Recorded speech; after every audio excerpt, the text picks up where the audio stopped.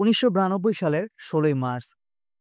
সেই দিনটি বিশ্ব চলচ্চিত্রের এক অনন্য মুহূর্ত। হাসপাতালের বিছানায় শুয়ে আছেন এক বাঙালি চলচ্চিত্রকার। জীবনের শেষ প্রান্তে দাঁড়িয়ে তিনি পাচ্ছেন বিশ্বের সবচেয়ে মর্যাদাপূর্ণ পুরস্কার, একাডেমি অ্যাওয়ার্ড বা অস্কার, লাইফ টাইম অ্যাচিভমেন্ট হিসেবে। সত্যজিৎ রায় একটি নাম যা বাংলা তথা ভারতীয় সিনেমাকে বিশ্ব দরবারে তুলে ধরেছে। ১৯৫৫ সালে পথের পাঁচালী দিয়ে তার যাত্রা শুরু। সেই সিনেমা জিতে কানের বেস্ট হিউম্যান ডকুমেন্ট অ্যাওয়ার্ড।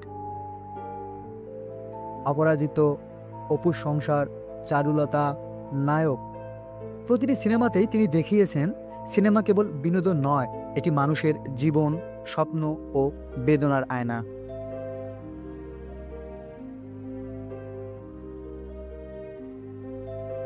তার প্রতিভা বহু আগেই আন্তর্জাতিক মহলে স্বীকৃতি পেয়েছিল, কিন্তু অস্কারের মতো মূলধারার হলিউড স্বীকৃতি সেটি জীবনের শেষ প্রান্তে পান তিনি।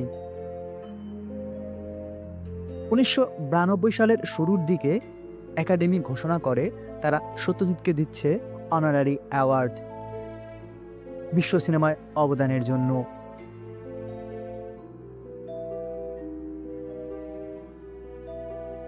সত্যজিৎ রায় তখন হাসপাতালে অসুস্থ অবস্থায়, হার্টের জটিলতা, শরীর দুর্বল।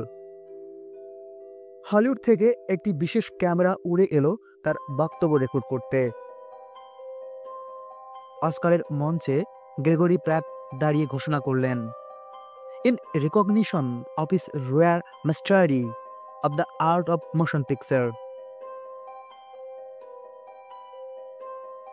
এরপর বড় পর্দায় ভেসে উঠল বিছানায় শুয়ে থাকা সত্যজিৎ। মৃদু হাসি ও শান্ত কণ্ঠে তিনি বললেন, এটা আমার জন্য এক অসাধারণ অভিজ্ঞতা। এই পুরস্কার পেয়ে আমি অনেক খুশি। এটি সম্ভবত আমার জীবনের সবচেয়ে সেরা অর্জন। স্কুল জীবন থেকেই আমি সিনেমার প্রতি মারাত্মকভাবে আকৃষ্ট হই। এরপর বলতে গেলে সিনেমার ফ্যান হয়ে যাই। ডায়ানা ডুরেনকে চিঠি লিখেছিলাম, তিনি তার উত্তর দিয়েছিলেন। অনেক খুশি হয়েছিলাম এতে।